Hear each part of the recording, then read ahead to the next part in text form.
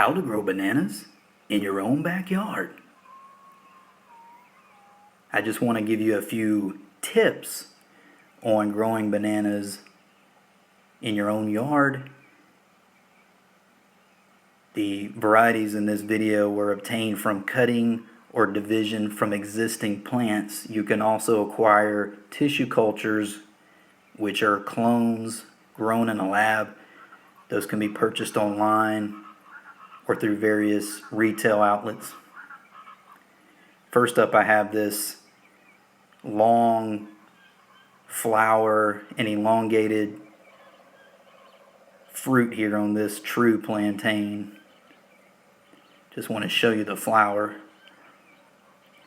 The reason why is because I usually lop them off once the hands fill in, and I feel like that's gonna be the maximum potential for that plant. Like this one here is a different variety. This is a Namwa. I've already lopped the flower off. And this one also was grown from division. Down here you'll see the suckers, which are essentially the offset of the original mother plant. I'm touching one that will probably fruit in just a few months. You could separate this. I wouldn't at this size. I would do it a little bit younger than this.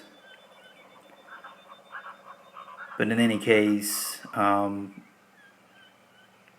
this Namwa variety is a sweet and tart dessert style banana. You can see that flag leaf in the background. I don't want to focus on planting them as much in this video as just tips and general information on the maintenance and harvesting. So I have this handmade machete. It's made from an old saw blade. Now this will be a little tricky with the camera and the machete in one hand.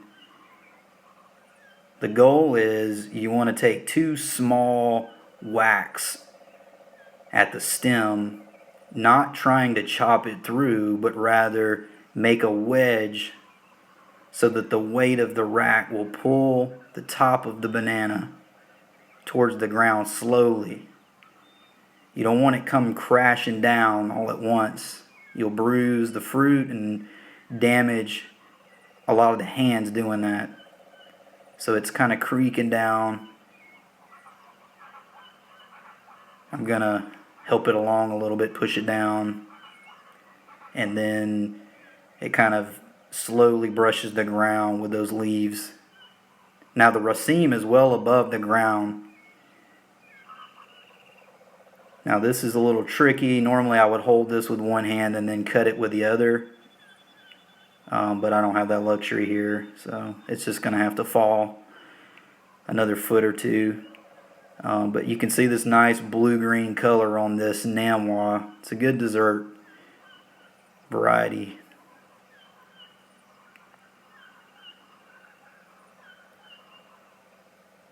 So next up, I'm going to show you a couple of tips with the cleanup. Just going to chop these up a little bit here. Give them a couple of good whacks. And then I'm going to put those back on the clump. Now you can basically put any organic material, what you would put normally in a compost, on this. It will help the plant out. Also,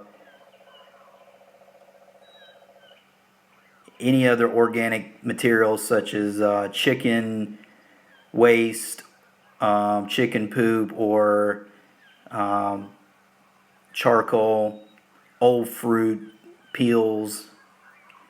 I typically throw all those on. So I just chop those and throw them back on there.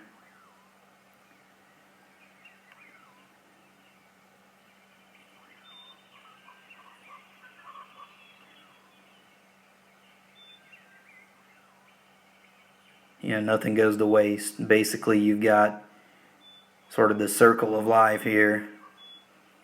It continually will feed itself, keep the soil nice and moist and rich. Now notice I don't cut that trunk completely down.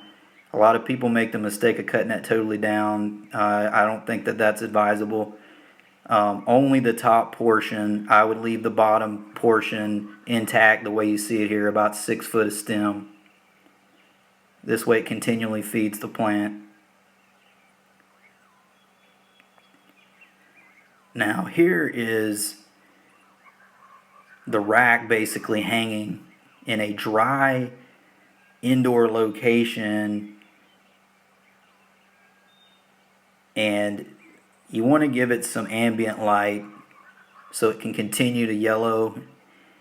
You can see I've just got some rope here and just kind of new style hang it here, and just keep an eye on it because it will ripen within a few days, and you'll basically need to rotate them so it kind of distributes evenly.